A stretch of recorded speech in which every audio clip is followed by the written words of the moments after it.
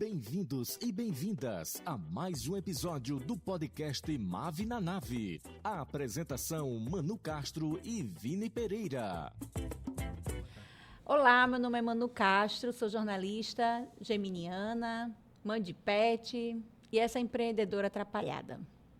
Eu sou Vinícius, sociólogo, humanista, educador popular, estratosférico, estrategista da MAVE e sou copiloto aqui dessa jornada. O episódio de hoje é sobre representatividade na política, para as mulheres negras, claro.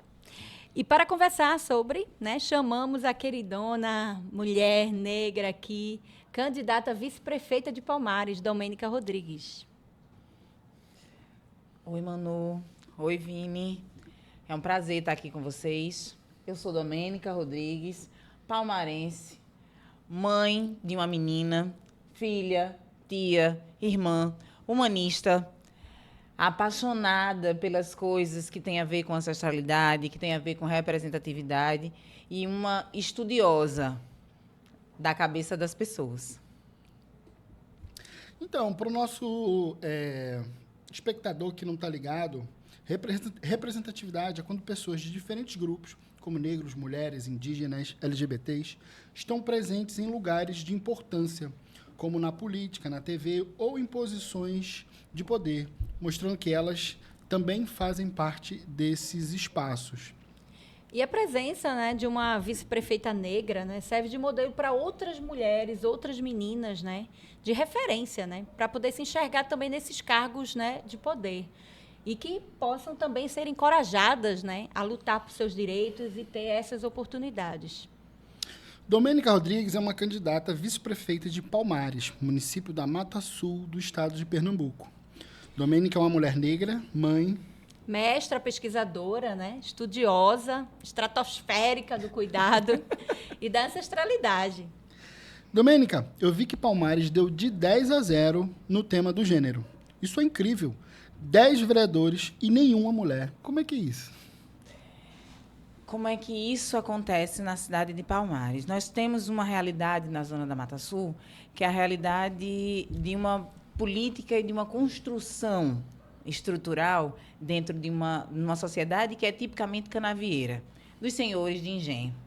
Então, são esses senhores que também indicam quem vai ocupar os lugares dentro dos espaços de promoção e construção e execução das políticas públicas da cidade. A gente tem, hoje, na cidade dos Palmares, uma prefeitura onde, hegemonicamente, existem homens no comando também das secretarias municipais. Nós temos uma mulher que toma conta da Secretaria da Educação, e aí, assim, as secretarias que são estratégicas para garantir políticas públicas para o público feminino, elas não são tomadas por mulheres, São tomadas por homens. E isso é o que faz a gente entender, Vini, que esse 10-1 que Palmares deu, ele existe por causa dessa estrutura. Porque ainda hoje, essa voz que vai falar sobre as nossas necessidades ainda são vozes masculinas. E a gente precisa mudar isso, a gente precisa construir espaços mais representativos para as meninas entenderem que isso, de fato, pode ser modificado e transformado dentro de um processo mesmo de transformação social. Domênica, o que significa para você, como mulher negra, ocupar um espaço de liderança política dentro da cidade de Palmares? Dentro da cidade de Palmares, pensar um espaço de liderança política é, acima de tudo, sonhar. Sonhar com a possibilidade de ver a minha cidade ser a cidade que eu desejei desde a infância, Eu precisei sair de Palmares muito cedo, e eu vou me emocionar. Eu precisei sair de Palmares muito cedo para estudar. Então, Palmares ainda é uma cidade que, até hoje, eu tenho 45 anos, as pessoas precisam sair da cidade para ocupar espaços dentro do seu processo de formação intelectual.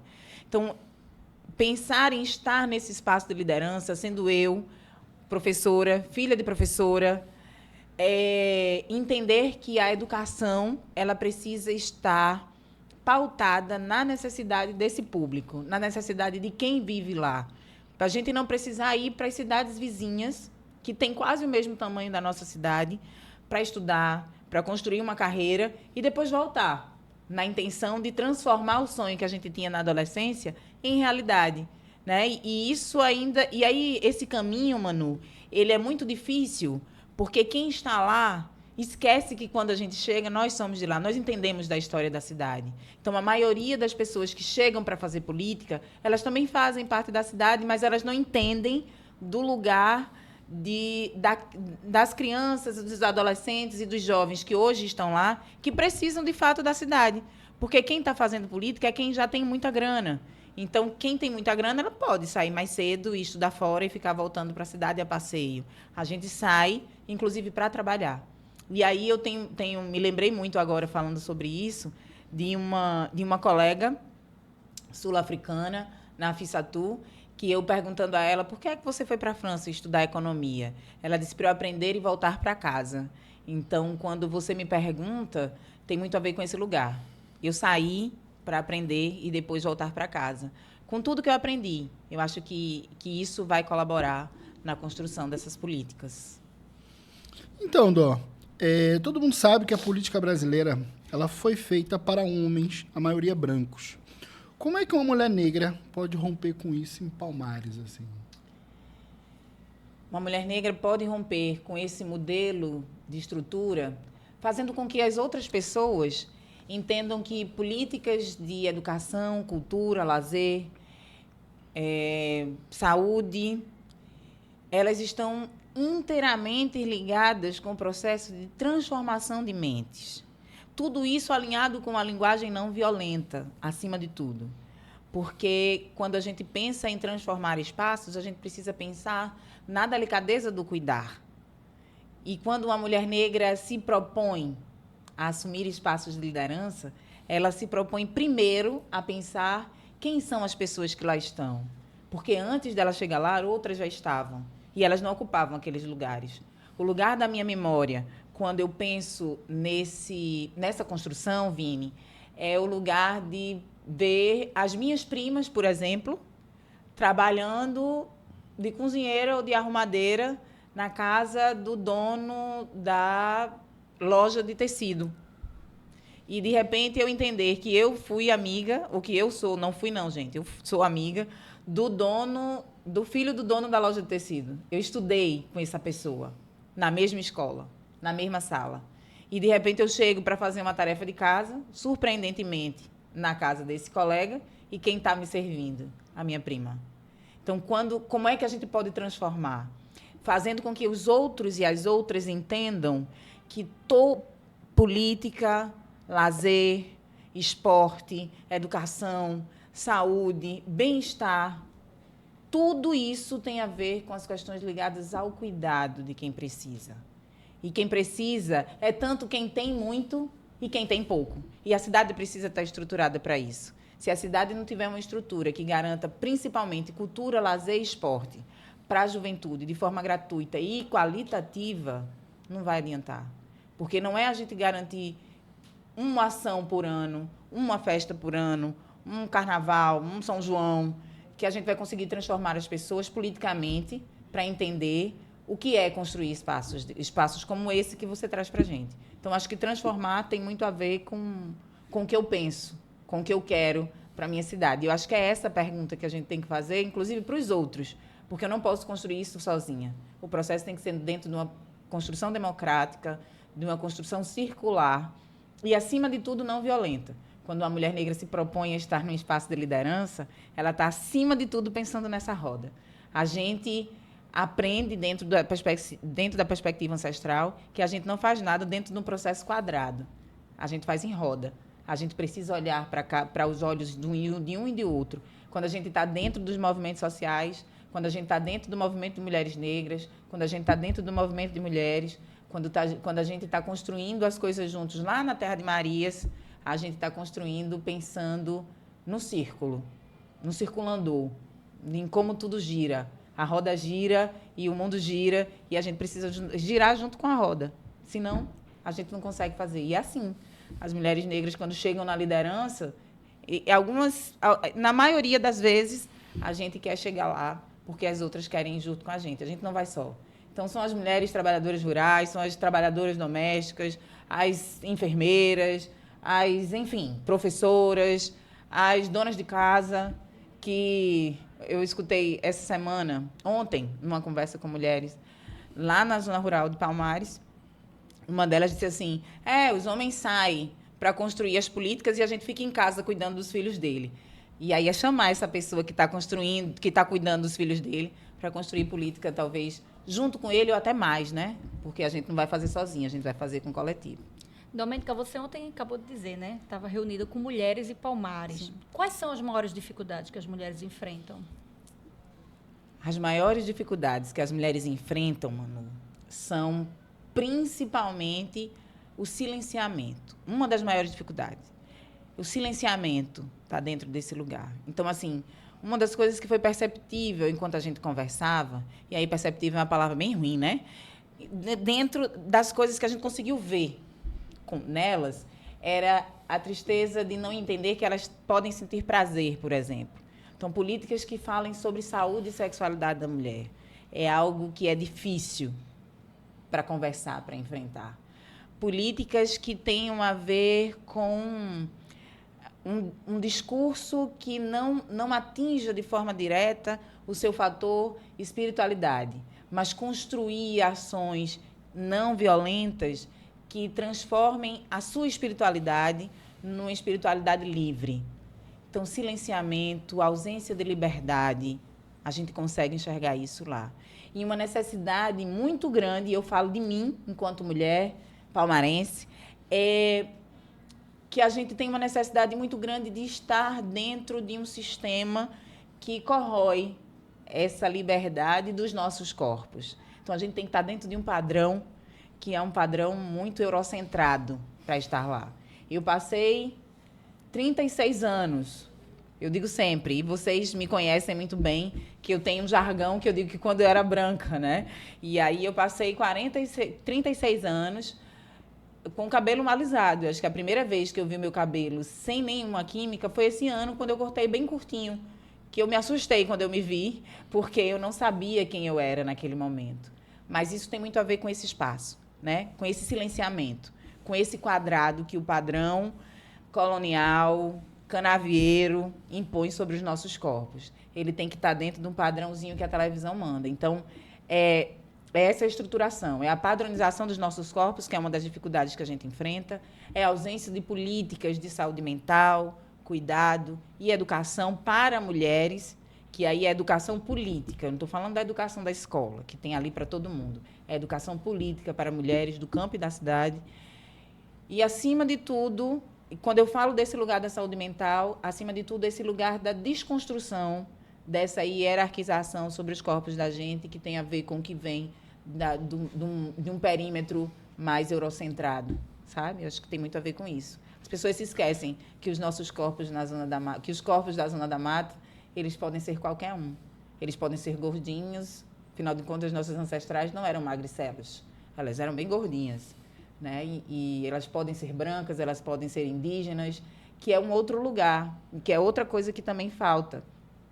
Quando você fala sobre isso, né? O que é que está faltando para as mulheres? Identidade. O apagamento histórico dos povos indígenas e desse povo quilombola que vivia ali que vive e que vivia na zona da mata, ele também traz para a gente esse espaço de ausência. Fica um vazio no nosso coraçãozinho. E eu digo isso nosso porque eu sou mulher e sou palmarense. Então, é desse lugar que a gente chega.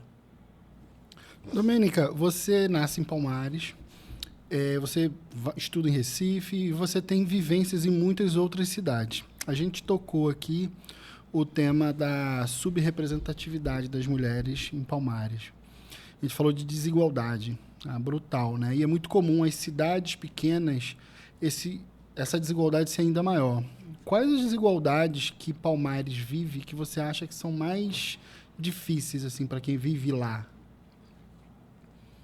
As desigualdades que existem em Palmares, que são mais difíceis, elas têm a ver com transporte, habitação cultura e lazer, saúde e, acima de tudo, políticas para a população LGBT. Então, assim, quando a gente fala desse lugar, chega a dar um frio no coração. Eu gosto de coração quente. Mas, assim, tem a ver com esse lugar, sabe, Vini? A zona rural, ela tem uma dificuldade de escoar a sua produção, porque as nossas estradas ainda não são estradas legais para caminhar com todo mundo. Nem todo mundo tem caminhão. Às vezes tem um carro de boi, às vezes é um cavalo que maltratadamente carrega na carroça. Muita gente tem moto, mas não é toda moto que tem uma caixinha atrás que dá para a gente colocar o que tem lá. As meninas, em sua maioria, não têm o direito de vir para a escola no período da chuva, porque a estrada entre o engenho até a pista, como a gente diz, é muito ruim. E isso não é... Eu falo dessa realidade, mas não é uma realidade só de Palmares. É uma realidade de quase todas as cidades da nossa Mata Sul e Mata Norte, que é a nossa zona canavieira. E quando eu falo isso, eu falo da importância da gente pensar nisso, né? E aí, quando eu falei da habitação, tem a ver com a habitação desse povo que mora na zona rural e que mora mais no perímetro periférico dessas cidades. São casas que faltam estrutura. Uma pessoa estava conversando conosco e disse, na minha casa está faltando 2 metros de fio para eu terminar a fiação da minha casa. Só tem luz na porta da frente. E a gente está falando de uma cidade com quase 60 mil habitantes.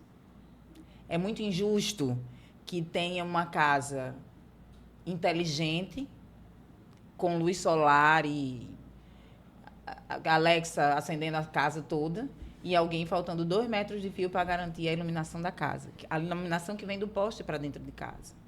É muito ruim você perceber que a usina tem 30 caminhões para mandar buscar a cana daquele produtor, daquele agricultor familiar, que tem 2 hectares e que produz 1 hectare, ele produz cana e acha que é fornecedor, e ele ter 3 caminhões para ir buscar tudo isso, e esse mesmo produtor, ele não ter, e ter que escoar a produção dele de bicicleta, numa estrada cheia de lama que abre uma valsoroca no meio se vier uma tromba d'água. E eu falo disso porque a minha casa é no engenho, em Palmares, é no Engenho Esperança. E a gente, às vezes, não consegue subir lá para casa porque a estrada está ruim. E não estou falando só do Engenho Esperança. Eu estou falando dos outros engenhos que estão ao redor de Palmares. E estou falando das comunidades periféricas. A gente tem uma cidade que ela é tipicamente horizontal. E quem mora na parte de cima da cidade é mais ou menos esquecido, como quase todo, né? Quem mora na parte baixa, a casa da minha mãe é mais na parte baixa, a gente consegue visualizar todas as belezas que foram construídas na cidade.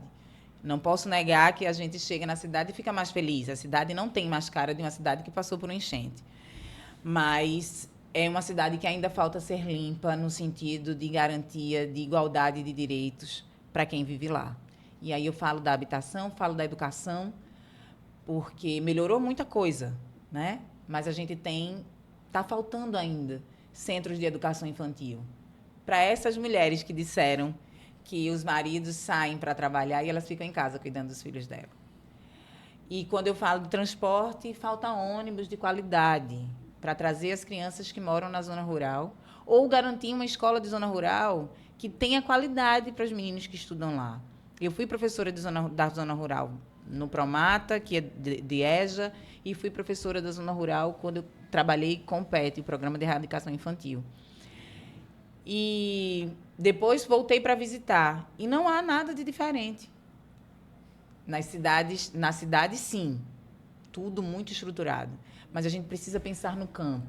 E aí eu acho que falta políticas dentro das cidades, principalmente as cidades pequenas, com mais ou menos 50, 60 mil habitantes. O que desajuda são essas políticas mais estruturais. Política de transporte, política de lazer, política de arte. A gente tem, inclusive, eu vou aqui me estender um pouquinho, mas a gente tem uma Fundação Casa da Cultura.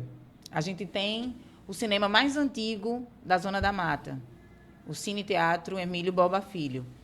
E a gente não tem políticas que incentivem o cinema a permanecer vivo. Não existe. O cinema, enfim, dá até uma dor no coração, porque eu também de vários lugares, eu também fui atriz, né, amadora, e quem é atriz nunca deixa de ser, né? Nunca. Eu sou atriz amadora e a gente fez, para a reinauguração de teatro, me lembro como se fosse agora, no ano 2000, a gente fez um espetáculo Quem é Rico Morre Inchado, que é um texto de Emílio Borba Filho, e a gente fez aquilo com tanto prazer, com tanta euforia, queria que o teatro ficasse pronto logo para a gente ir, ficar lá e tal, mas não existia dinheiro para manter aquilo ali, porque não é interessante, talvez, trazer cultura e arte de qualidade, porque vai transformar mentes, né? E transformar mentes gera uma preocupação muito grande para quem quer se manter dentro de uma estrutura colonizadora, dentro de um lugar, dentro da zona canavieira. Obrigada, Domênica. Então, a gente vai finalizando por aqui, né, ministro? Esse foi o episódio sobre representatividade de mulheres negras na política com a candidata vice-prefeita de Palmares, pelo PSOL, Domênica Rodrigues. Muito obrigado. Obrigada. Podcast Mave na Nave. A apresentação Manu Castro e Vini Pereira. Produção Manu Maia e Valesca Prestes. Edição Detone Produções. Até a próxima.